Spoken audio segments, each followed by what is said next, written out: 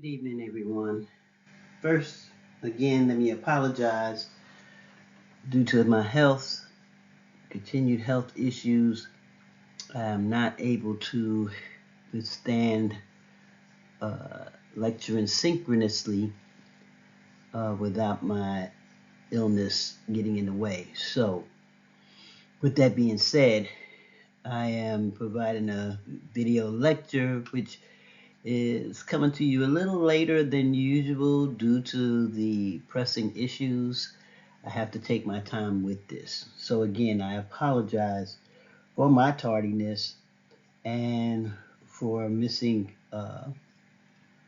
getting in touch in contact with y'all this week. Anyway, this week I wanted to talk to you about depression in regards to how it would be seen in early childhood.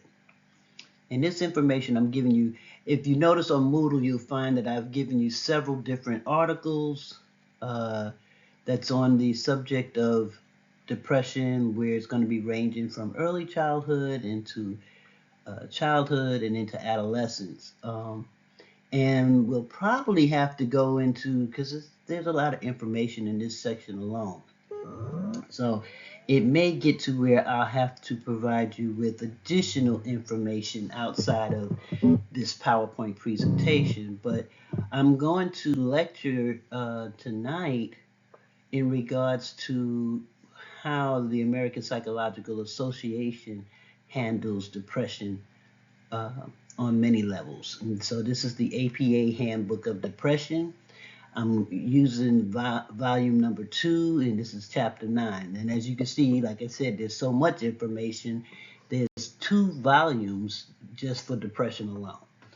So with that being said, I'm going to go ahead and get started.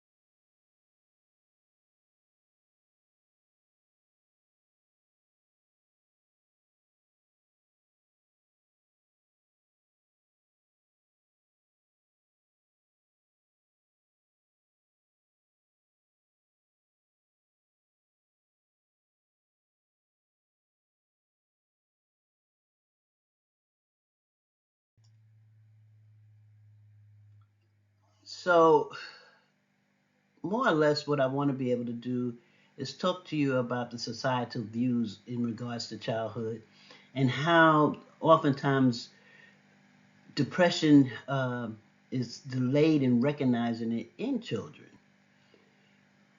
Historically speaking, we've seen and discovered how preschoolers, um, people felt it was too young for them to exhibit depression. We're finding out that's something different. Luby and company have shown otherwise in terms of talking about that. So, with that being said, I want to ask you to think about or just brainstorm how depression might manifest behaviorally in preschoolers, those 3 or 4 year olds. How might we see that? Some of the things we're going to be looking at in terms of this age range is the symptoms of where there'll be persistent sadness, and yes, they'll have a flat affect, which they might become monotone or just blank. There'll be guilt and self-blaming, and yes, that's even in preschoolers. Loss of interest in playing with other children, playing even by themselves. Sleep habits and appetite and energy levels all go plummeting. It will start to change. And instead of just saying, oh, I feel depressed, I feel sad, Children in this age range tend to be more on the lines of demonstrating somatic symptoms. They might talk about their head hurting, they may talk about body aches, they might even speak about tummy aches. Um, and this is what they will exhibit, and that's why a lot of times it's misdiagnosed at times at this age because people will go based on fully physical and thinking it's a medical issue only when it could be psychological.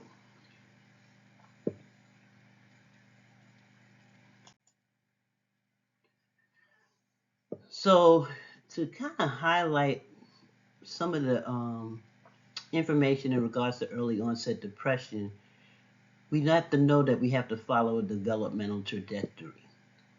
So it's important for us to be able to understand longitudinal studies that's been conducted in preschool depression.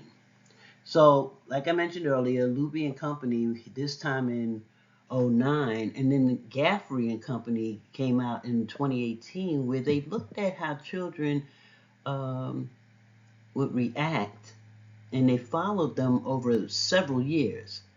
Now, again, a longitudinal study is something that we see conducted um, that would help us to understand outcomes that's for a long period of time.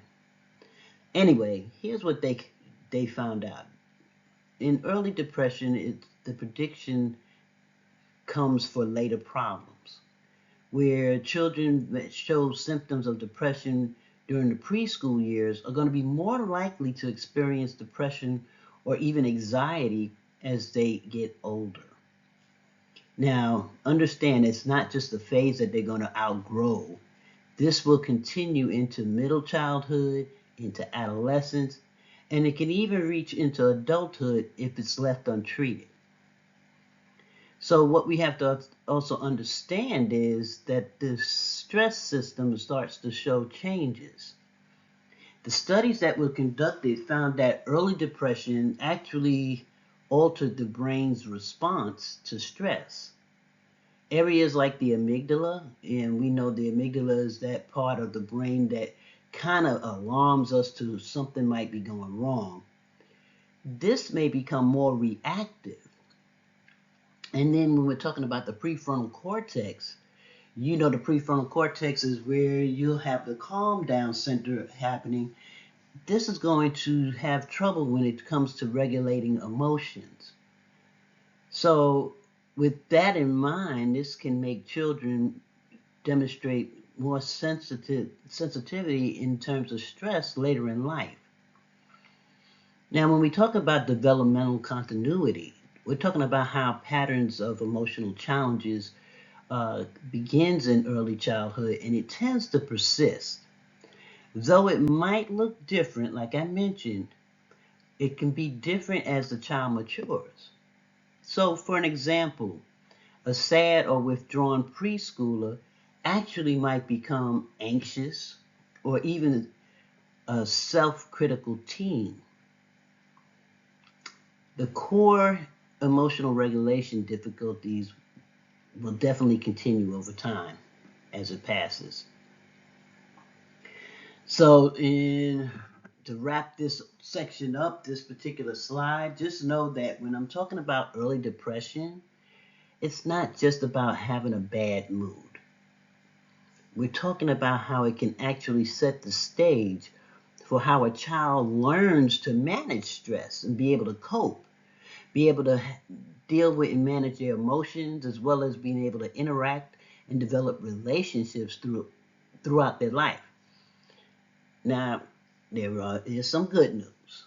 And the good news would be that with early identification and support, we can actually switch up and change the trajectory. And again, that's thanks to the brain being flexible and having a capacity to be able to heal. So, not all is bleak as long as we can recognize and get the child help as soon as possible. All right, so now we're going to delve into the neural and biological correlates. Okay, First and foremost, let's talk about some neural evidence. And more or less what I'm saying is what's happening with the brain. Scientists have been able to look at brains of young children with depression and they see real measurable changes happening, just like they would in adults. Now, these changes really affect how emotions are felt or controlled as well as remembered. So let's take a moment and break this down a little bit to have better clarity. Starting with the amygdala hyperactivation to negative stimuli. Here we see how the amygdala is the brain's emotional alarm system, right? And more or less what it does is it lights up when we are afraid, when we feel sadness, or if we're feeling threatened. So let's talk about it in terms of preschoolers. Preschoolers with depression, that amygdala is working overtime. Even when nothing is scary happening for that child or any kind of trauma, it's still moving and shaking and going and processing. And so this means that the brains may overreact to negative feelings of stress, making them feel really on edge more often. Best way I can describe this as an example is think of it like a smoke detector that keeps going off. Or, like I have to sometimes contend with, is my diabetes sensor, my Dexcom sensor. It keeps going off when my glucose levels are high. And that's even if I did everything and took meds and everything else, sometimes it just keeps going off. Then we got to talk about reduced matter in terms of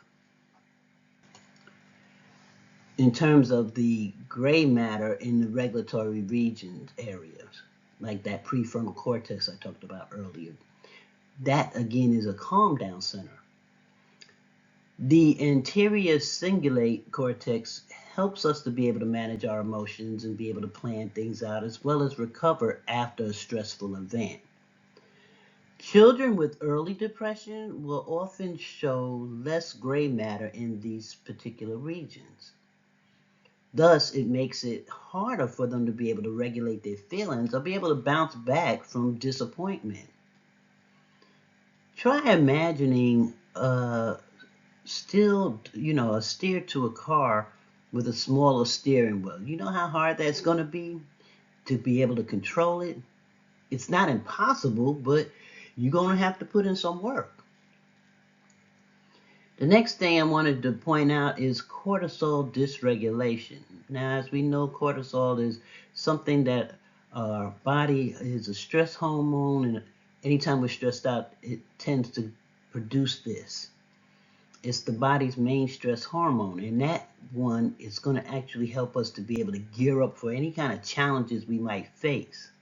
However, in some children, cortisol levels are going to be too high, and it's going to keep them in constant stress mode. So, some in other people, cortisol might become blunted, meaning that the body's no longer going to respond well to stress at all. It's like your body's stress thermostat is broken. It's going to be either too hot or too cold, but rarely balanced and being just right. That's how you can see this. So when we're talking about these differences in the brain, I'm wanting to make sure we point out and show that depression in young children, it's not just emotions. It's not just emotional. It's also a biological, neurological, and it is extremely, very real. But again, I'm going to put a silver lining to this and give positivity, okay? Because young brains, again, are so flexible that if we can get the child early support as well as early therapy, the brain can actually rewire these systems and move back toward homeostasis as well as begin building resilience. Ain't that some good news? I'm always happy to provide good news. So now let's take a look at some determinants and some of the risk factors. In trying to understand the biopsychosocial factors for early depression, we have to remember depression in early childhood doesn't come from one single cause. It's usually the result of many pieces working together, that being one's biology, their emotions, the environment they're in, as well as how one may think and the thinking patterns. So now let's kind of delve into how each piece plays a role. Starting with the biological, which more times than not is going to be genetic factors. Some children are born with a higher sensitivity to emotional ups and downs. If there's a family history of mood disorders like depression or anxiety, then that child might inherit certain traits that make their emotional system more reactive. Think of it like having a family recipe, right? It's passed down, but the ingredients and the overall environment still affect how it's going to bake. It might not bake exactly the same way as before. It might be different for each person. Then we have temperamental factors where, some kids, they naturally feel emotions more intensely than others, right? And in this case, what we have to think about is how those with high negative and affectivity tend to experience sadness, frustration, or worry more deeply, or have a harder time with shaking off those vibes, right? I don't know if you ever heard of that song, "Emotional Roller Coaster." Well, that's what just came to my mind as I'm thinking about how these children would be on their own emotional roller coaster that's steeper, and it's going to drop and it's going to have slower climbs. Then we have environmental factors. Now we're talking about the child's surroundings and how children will play a big part in how they react in these surroundings. Things like parental depression, high conflict, or chronic stress at home actually can shape how safe or supported a child may feel. If caregivers are often overwhelmed or emotionally distant, then you may have it where children may absorb that stress and actually begin to mirror it. So, in this case, children are emotional sponges. You've heard that saying. They're soaking up the climate that's going to be around them, as well as some of those behavioral patterns and uh, emotions that's relayed from others. We also have to consider attachment factors. Now, if you are cognizant of this particular area of interest, we know that secure attachment actually acts as a shield against any kind of stressful situation. But if a child is experiencing any kind of inconsistencies or neglect or disorganized caregiving, that emotional anchor that we would want them to have is going to be unstable. They may struggle to be able to trust others or to regulate their feelings alone. A shaky attachment actually can make it difficult to find a calmness during a storm. Last but not least, we have cognitive factors. Now, even at a young age, understand children start forming beliefs about themselves as well as the world they live in. If they internalize guilt, like it's my fault my mommy's sad, or start feeling hopeless, having hopeless thoughts, nothing ever gets better, guess what happens? These ideas will start to feed depressive patterns. It's like wearing glasses that's tinted by sadness, and then everything looks darker even during happier times. So, the moral to the story, or the big picture that we have to face when we're talking about this, Each of these factors, that being the biological, the emotional, the environmental, the relational, as well as the cognitive, they interact or intertwine like threads in a web. When several of them are combined, the risk for depression grows stronger. So we have to be careful and make sure we can help the child unwind. Good news, I told you I'm going to try to always give you a positive along with the negative. In this case, changing even one thread, pulling on that thread, like providing therapy, giving the child warmth, giving the child structure, giving the child love, can help reshape the entire web. It helps them to change those risk factors. And that, again, is great news.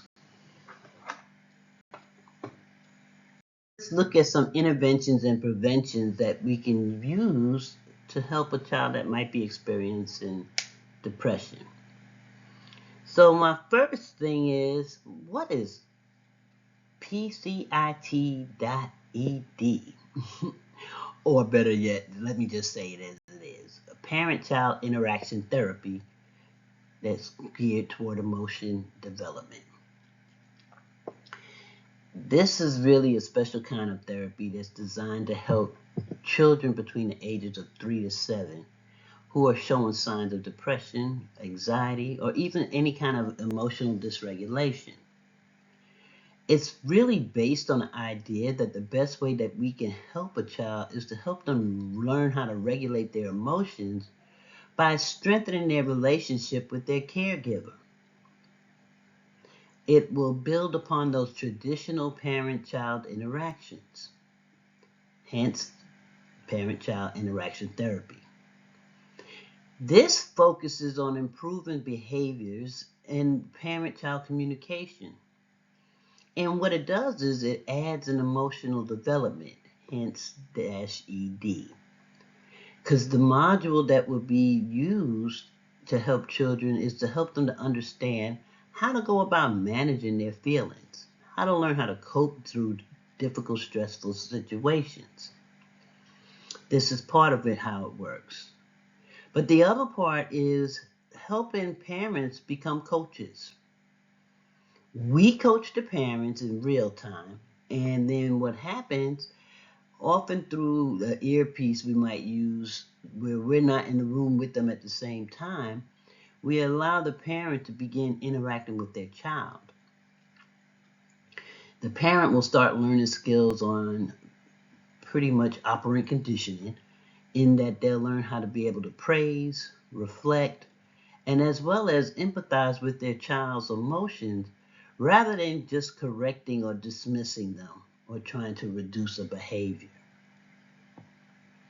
Then we help them in terms of teaching them emotional skills. Children will learn how to be able to recognize, be able to name, as well as regulate emotions. And that's going to be both their own as well as with others. So more or less, therapists will use play, they might use narrative or storytelling, as well as some emotion labeling to be able to teach a child coping skills that's going to be age appropriate. And teaching them all different type of ways of coping. Then we're going to talk about how we might help in terms of rebuilding emotional safety. And understand, the focus isn't just on reducing the symptoms. It's really about helping the helping the child feel safe, allowing them to feel like they're being seen, validated, and understood by their parent, which is what most children want anyway, right? It's going to be this emotional safety that'll help rewire how the child's brain will respond to stress later on, as well as knowing how to cope and deal with sadness. Now, the big question is, why would we want to be able to do this? Why would we use this particular intervention? Well, PCIT has been shown to reduce depressive symptoms in preschoolers as well as improve attachment and self-regulation. It is also going to help both the parent and child become more in tune to one another emotionally, as well as helping them to start building these lifelong resilience and relationships. So, bottom line, what we have to work with and think of with this particular intervention is being able to give both the parent and the child a shared emotional language. Instead of just having the parent say, do this, do that, it's helping them to teach the child to fix sadness. It helps them both to understand and manage it. Because a lot of times the parents don't recognize when the child is truly sad. So they learn to do this together.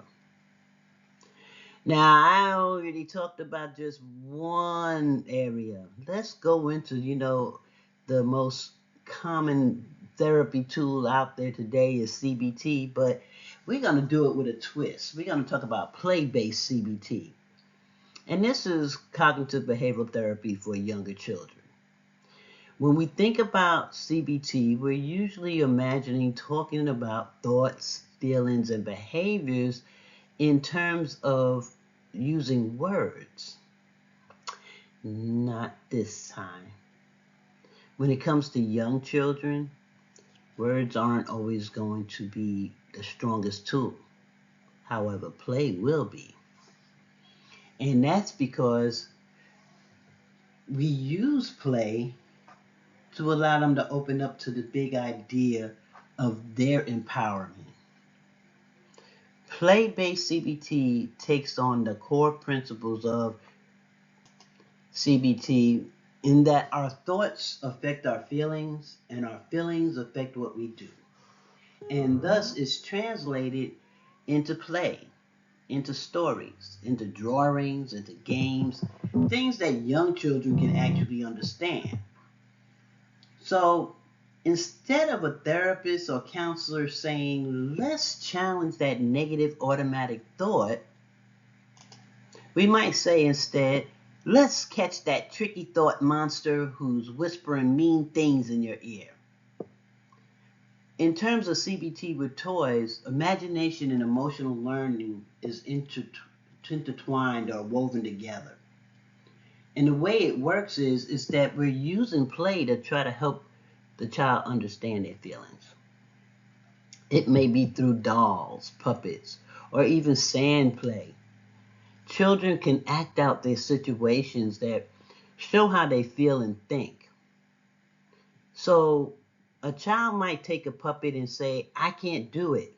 But the therapist may help the puppet and say, try again, teaching persistence as well as self-belief. When we're talking about how we go about expressing our thoughts without words, kids can use drawing, they might do storytelling as well as role play to show what's happening inside with their minds.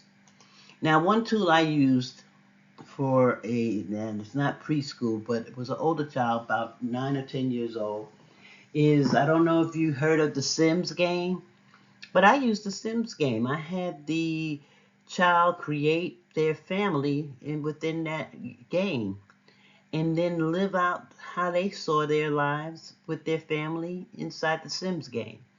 And it actually shared a lot of information for me that was able to open my eyes to what was going on for the child without me asking direct questions. I allowed the storytelling of the game to help assess the child and then further treat the child to show the resilience, help build the resilience and help them learn coping skills to be able to handle those different situations. So in that terms, we know that that expression was really helpful because it's going to be easier for a child to be able to say the dragon is scared rather than say I'm anxious or I'm afraid. You see how that would be different? So the next thing we have to understand is being able to provide ways to teach coping and thinking skills.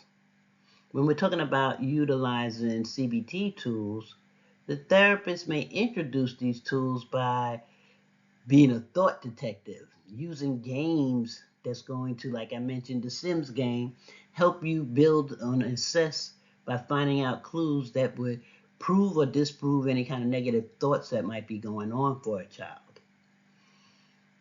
We can also introduce relaxation play. Now, what kind of relaxation games can we play with a child? Believe it or not, blowing bubbles helps them to learn about more about deep breathing. Also, let's bring back operant conditioning. We can do rewards to try to reinforce positive behaviors. You definitely want to be involving parents and putting them into the dynamic or part of the process because they need to be able to learn how to reinforce coping skills as well. And then encourage that positive thinking at home because you don't want it only happening at your place of therapy, of counseling. You want it to be in all aspects. This is what's going to help it to work. So, play, when we're using it, it's allowing for feelings of safety, familiarity. It's going to allow our child the emotions to be able to surface naturally. It helps children to gain control over those scary times and scary thoughts they might be having and start learning new ways to think about how to handle things as well as how to behave during those times. It will help the child to build emotional vocabulary. It's going to help their self confidence and it's going to build upon resilience, all while still having fun. So if you decide to want to try and learn more about it, realize that with play-based CBT, it's going to help young children. And usually that's start at 3 to 7, and it can still be used even a little older. Like I mentioned, I did it with a 9 or 10-year-old.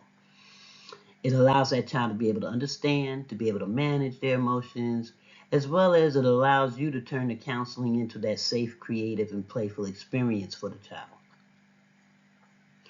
It's counseling on their terms. The toys, the talk, dragons learn bravery and feelings become friends instead of fears. That's all empowering the child. Last but not least, let's talk a little bit about what might be needed in terms of family-focused resilience programs. These type of programs are those interventions that's designed to help the family grow stronger together, particularly when they're experiencing stress or trauma or those life hassles or dealing with any kind of mental health challenges such as depression or even with anxiety. You want to be able to get them as a whole. So rather than just treating one person like we might do with a child, this program is really looking at the family dynamic and that entire family system and how people will communicate, how they will support, and how they can regulate one another with their emotions. That it's not, it's a more collectivistic rather than individualistic. So you can think of it as a family can be like a mobile, where there's one part, it might move, but when that one part moves, the whole structure will shift. So I guess in saying that, know that it'll help one member to heal. Everyone will learn new skills. It can help bring back the system in line and help move that into balance as well.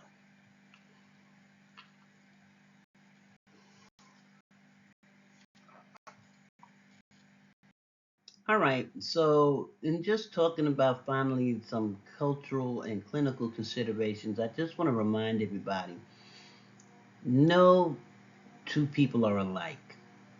We all think differently, we all express ourselves differently, we all perceive danger differently, we perceive happiness differently.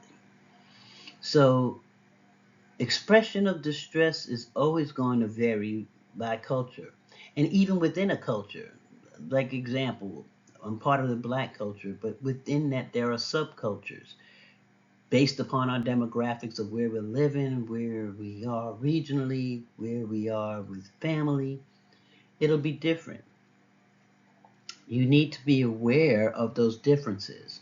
You need to be aware of your own cultural biases, value systems, belief systems, worldviews, and understand that some people will present differently. It's not going to all be cookie cutter. How I might express depression or anxiety might be different from how you express it or how you are feeling.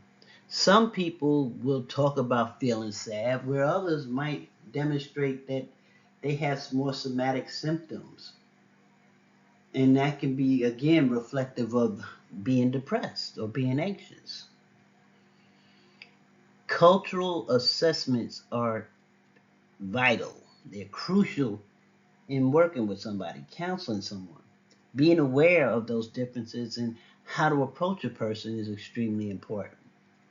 So, you want to be able to know that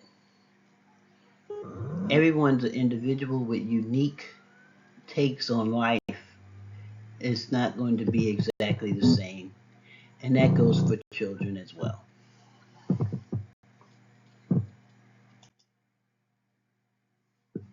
All right, so here we're going to just wrap up. Again, I just want to remind you when we're talking about preschool depression, it's real, it's significantly different, and you have to be really cognizant of it to be able not to misdiagnose a child. Again, early detection is necessary for us to make sure that a child can bounce back from those type of experiences. If we can involve the caretakers or parents, we know that there'll be a better chance for improved outcomes later on in life in terms of depression, not being depressed anymore, and as well as helping them to build relationships and self-esteem, as we mentioned before. Realize again that with more research on about the brain, the more we'll be able to figure out just how to continue helping children within the early childhood development. On that note, I'm wrapping up here. I want to thank you for listening.